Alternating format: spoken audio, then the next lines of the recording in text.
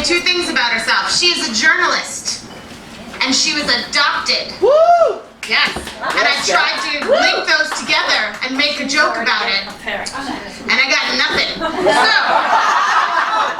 give a big warm welcome for Stephanie Alexandria.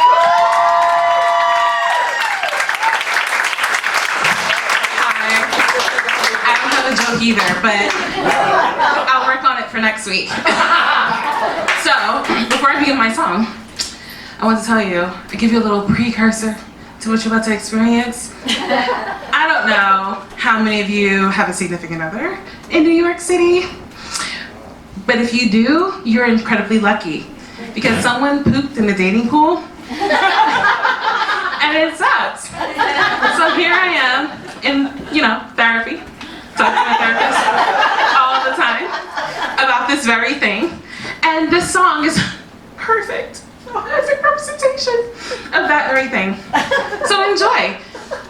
And then pity me and give me a vote for pity. I was brought up in taffeta dresses and taught to be pretty and precious, spending my playtime with plastic princesses who all had those bodies just utterly ludicrous, minuscule waist and huge boobs, and it's all nippleless and no pubes and no creases. I mean, Jesus, it's pretty confusing, especially at 6. In that fairy tale world, all the girls end up happily ever after, wooing their knights in shining armor. But some nights down the track, you can bet they'll be trapped, spending nights in shining armor, while their knights spend their nights at a bar or a ball with some harlot. I'm not bitter, I'm just saying I wanna fall for all that romantic bullshit now that I'm older.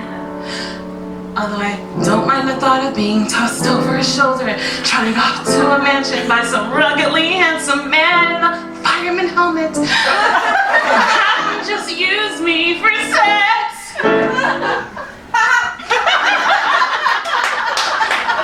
As I said, it's a little complex.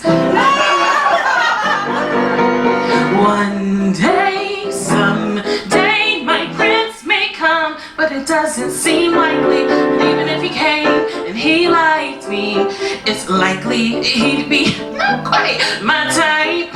One day, they say he'll come riding up on the back of a horse. But of course I'm allergic to horses. How do I tell him? He'll just have to sell him.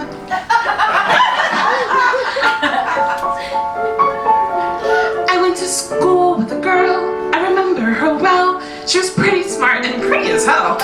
Her folks had a farm, but she wouldn't stay, of course. She wanted Prince Charming, so she went to LA, of course. Managed to seduce some famous actor or producer, shacked up in a house in the hills with a cat and a juicer and a fancy car and a tennis court. But the guy wasn't quite the cat she thought she caught. He treats her like trash, and then you know the deal. Takes his cat and his cash and finds some younger girl, so she's left with this stupid Corvette and an empty swimming pool which she fills with regrets.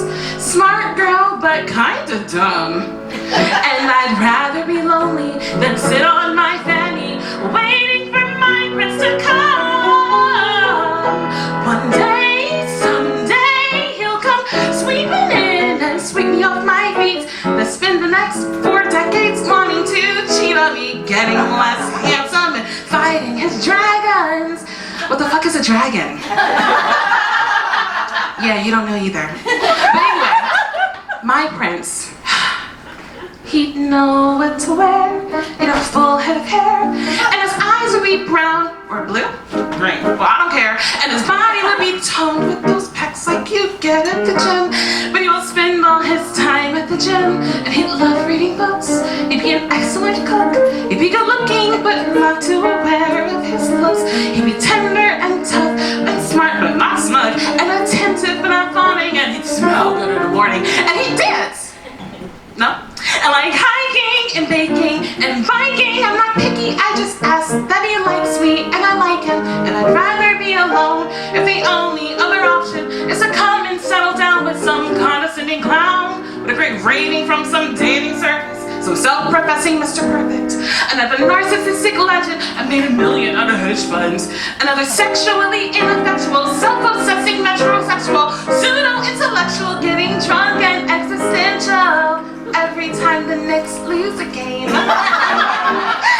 Thanks, but perhaps some other day. Never. One day, someday, my prince may come, but I won't hold my breath. There's only divorcees and weirdos left. And weird is fine, but not all the time. One day, someday, my prince will come. So the fairy tale said, 30 years later, it's still in my head that if I screw a frog, I'll wake in a 4-poster bed. And that's where we're at in therapy. Fucking frogs, and is it legal?